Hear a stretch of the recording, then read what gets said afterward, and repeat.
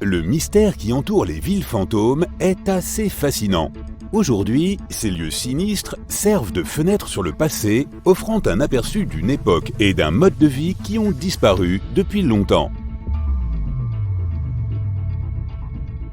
Petit conseil, tu devrais peut-être y réfléchir à 2 fois avant de mettre celle-ci sur ta liste de lieux à visiter. Centralia, en Pennsylvanie, aux États-Unis, est devenue une ville fantôme en 1992. C'était une ancienne mine de charbon, mais elle est en feu depuis 1962. Enfin, pas la ville elle-même, mais les tunnels de la mine. La façon dont l'incendie s'est déclaré reste un mystère. Il s'est rapidement propagé dans les tunnels et personne n'a jamais pu l'éteindre. La gravité de la situation n'a révélé toute son ampleur que 17 ans plus tard. Les habitants de la ville ont commencé à tomber malades. Des crevasses sont apparues et le sol est devenu très chaud, même au toucher. Les choses continuant à empirer, l'État a décidé en 1992 d'obliger les gens à déménager. Aujourd'hui, il y a une décision de justice et les gens n'ont pas le droit de transmettre leur propriété ou de la vendre. Les experts disent que le charbon sous la surface de la ville pourrait continuer à brûler. Le feu pourrait rester allumé pendant 250 ans. Aujourd'hui, la ville reste donc abandonnée et fumante. C'est devenu un lieu touristique. La renommée de cet endroit a même influencé l'industrie des médias. C'est même Centralia qui a inspiré Silent Hill. Ce jeu vidéo a de très nombreux fans grâce à son design et à son atmosphère.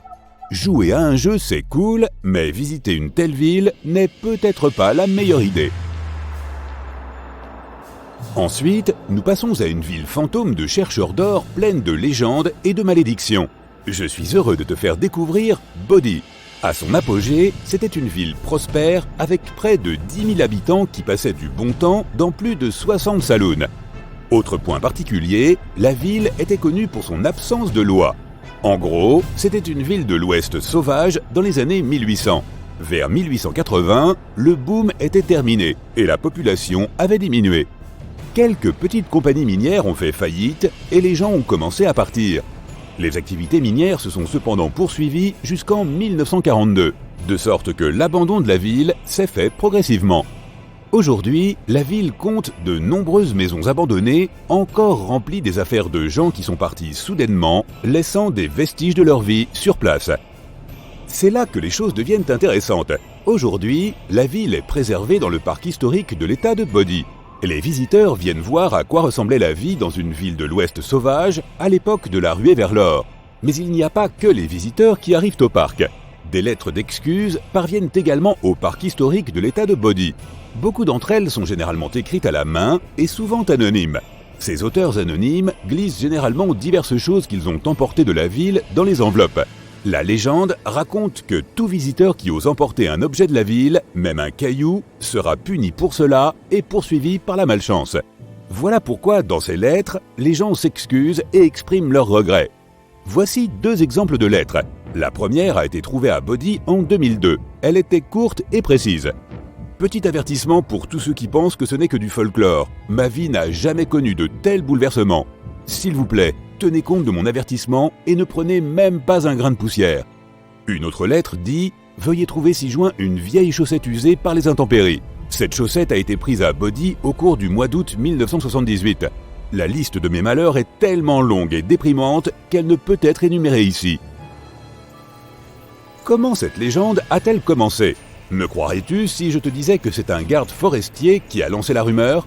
Il y a des années, cet employé a inventé la menace d'un terrible malheur pour empêcher les visiteurs d'emporter des objets du site. Cela a eu un effet que le service des parcs nationaux n'imaginait même pas. Certaines personnes ont carrément piqué un piano dans une maison. Les administrateurs du parc expliquent que cette personne a simplement chargé le piano à l'arrière d'un camion et l'a emporté. Ceci est un cas extrême, car normalement, les gens volent de petites choses. Certaines personnes ont même rendu les objets qu'elles avaient achetés dans la boutique de souvenirs du parc. Les gardes forestiers sont maintenant habitués aux lettres de malédiction. Ils disent que presque chaque fois qu'un ranger se rend au bureau de poste pour relever le courrier, il trouve aussi un objet maudit envoyé par la poste. Ces étranges lettres sont exposées au musée de Bodhi. Dans cette ville, penser aux fantômes n'a rien de choquant. Et toi, tu crois qu'il y a une part de vérité derrière cette histoire ? Et si nous prenions l'avion pour Dalol, en Éthiopie? C'est l'endroit le plus chaud de la planète. Entre 1960 et 1966, la température annuelle moyenne était de 35 degrés Celsius. Comme c'est l'un des endroits les plus reculés de la planète, personne n'était super content à l'idée d'y vivre. Aujourd'hui, les gens se rendent dans la région uniquement pour récolter du sel. Il n'y a pas que les températures élevées qui rendent la région dangereuse. Le taux d'humidité est également très haut. Il y a en moyenne environ 60% d'humidité, ce qui signifie que l'endroit ne se refroidit jamais. Est-ce que quelqu'un a envie de vivre dans un sauna ouvert 24 heures sur 24 et 7 jours sur 7 ? Dans les années 1960, la société américaine Parsons a effectué des études géologiques à Dalol. Aujourd'hui, il y reste quelques bâtiments liés à l'entreprise, tous construits avec des blocs de sel. C'est là que se trouve la ville fantôme. Je dois aussi mentionner que Dalol est rempli de piscines naturelles de soufre. Le paysage est envoûtant, mais il est aussi assez toxique. Tu peux donc explorer la région, accompagné de fumées dangereuses et d'une chaleur extrême. Moi, je pense qu'il vaut mieux se promener avec un guide ou rester complètement à l'écart. L'étape suivante se situe en Roumanie. Țamana est devenue une ville fantôme en 1978. C'est un village ordinaire d'Europe de l'Est. Tout a changé pour les habitants lorsque des réserves de cuivre ont été découvertes près de la région à la fin des années 1970.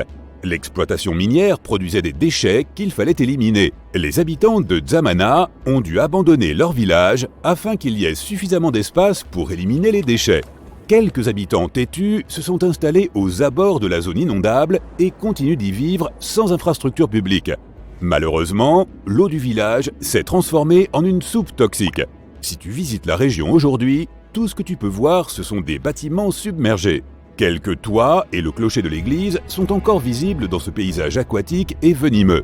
Le seul moyen d'accéder au lac est d'emprunter des pistes boueuses qui ne sont pas forcément adaptées à toutes les voitures. Petit conseil, garde cela à l'esprit si tu prévois d'ajouter cet endroit à ta liste de villes fantômes à voir absolument. Continuons avec Kolmanskop. C'est une célèbre ville fantôme située dans le désert du Namibe, au sud de la Namibie. De nos jours, la ville est gouvernée par les sables du désert. Lorsque tu entres dans un bâtiment, tu dois escalader les petites dunes qui se trouvent dans les couloirs pour atteindre une autre pièce. Pourquoi y a-t-il eu une ville au milieu du désert ? À cause d'une entreprise d'extraction de diamants. Au début des années 1900, un cheminot nommé Zacharias Lewala a découvert un diamant. Tout a changé après ce jour. La ville s'est transformée en un centre animé avec de grandes maisons élégantes de style architectural allemand. Il y avait également des structures telles qu'une salle de bal, un théâtre et une salle de sport. Oh, et n'oublions pas la fabrique de glace et la première station de radiologie de l'hémisphère sud. Les gens ont commencé à y migrer et y ont vécu jusqu'au milieu des années 1950. Alors, que s'est-il passé ensuite ? Les mines de diamants se sont taries et les gens ont quitté la ville. Les majestueuses maisons ont été presque démolies par le vent et le sable. Pourtant, tu peux imaginer l'ancienne gloire de la région en observant ces vestiges. Une société minière a été touchée par cette beauté particulière. Ils ont restauré certains des bâtiments et créé un musée intéressant en 1980. Grâce à ces initiatives, la ville est devenue une attraction touristique. Kolmanskop s'est transformé en un joyau parfait pour les cinéastes.